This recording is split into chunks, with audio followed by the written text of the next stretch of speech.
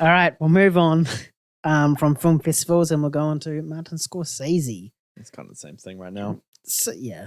You pretty much said it throughout your comments throughout this entire segment that, he's well-decorated director, one of the best of this generation, if not ever. He hasn't confirmed his retirement. He hasn't confirmed that Killers of the Flower Moon is his swan song. It's his final film. But he has teased it. There is a quote of his that was released. It pretty much says, "I'm old. I read stuff. I want to tell stories, and there's no more time." I don't know exactly how old he is. I feel if I had to take a guess, it's around about the high 80s, close to 90s. He's 80.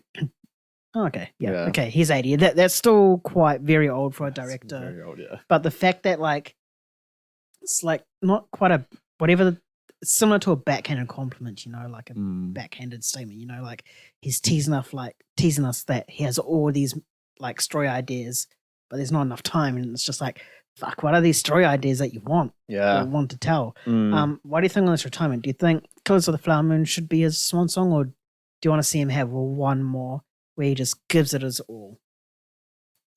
I don't know. It's similar to the Johnny Depp stuff we talked about earlier. I want whatever he wants. He's at the level where, he can just do whatever he wants. And I think anyone who is a fan of film or movies, just accept it because he's given us so much. And he doesn't owe us anything more. He doesn't owe us Killers of the Flower Moon. If he was to be oh, I don't want to release this, cancel it and then retires. I mean, sure, I'd be sad, but I'd respect it because I'm he's had a decade life as a director. He's given me a lot film wise. So go do you. I'll be fine. I'm looking forward to what the new generation directors can bring. But I saw this quote and I saw what he was talking about. He was talking about someone had said a quote very similar when he was younger, coming up as a director. I think I have that quote. Sorry. Yeah. And he was saying that he didn't understand it, but now he does. Yeah. Pass my phone over to James. All right. So now the quote in front of me because Nan's given me his phone.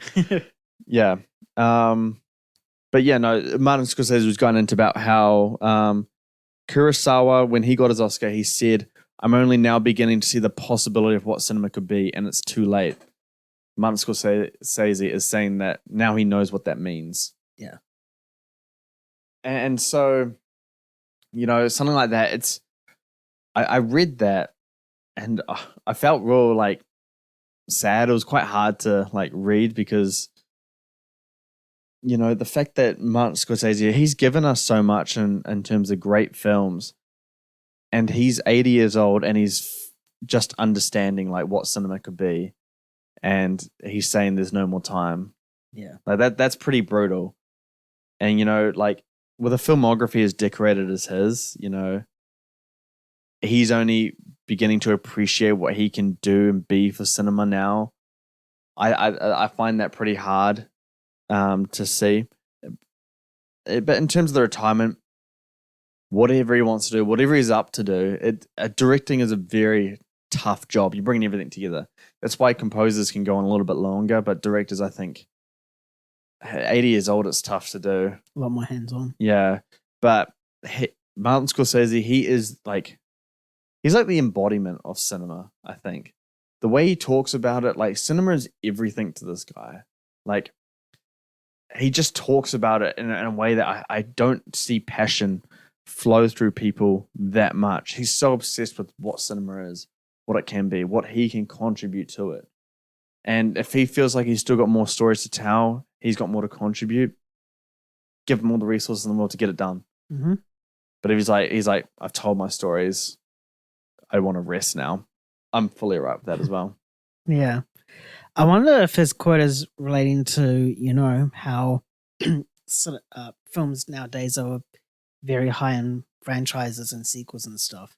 So, he wants to tell stories, but no one would watch them, because they were seeing his franchise and stuff. So there's no more time to convince people to watch his films or watch these sort of films, Yeah.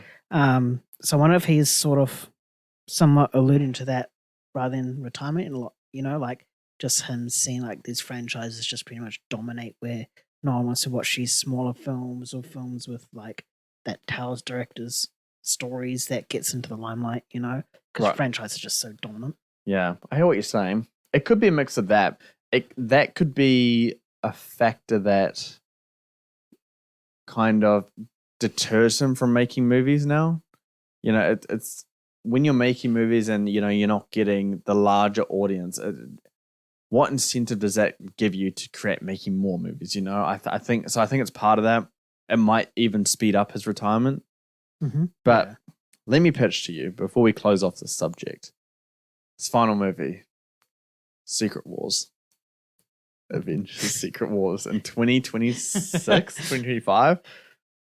That would actually be so hype, but then he would be going against everything that he said before to Marvel, because he was very anti-Marvel and what they do and whatnot. I don't think he cares.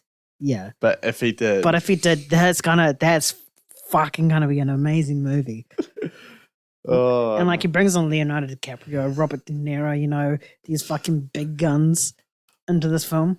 I would love for him to do like a MCU movie. I know it'd be stupid and I'd go against everything, but if he did it, because he could show what the MCU could be as well. I just think it'd be like very interesting. Yeah, me too. I want those kind of directors onto those kind of projects.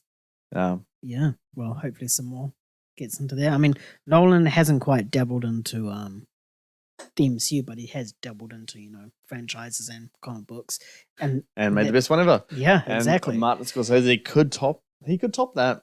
Yeah. He could. He's a talented director. One of the best ever of all time. Would you say he's the best director of all time?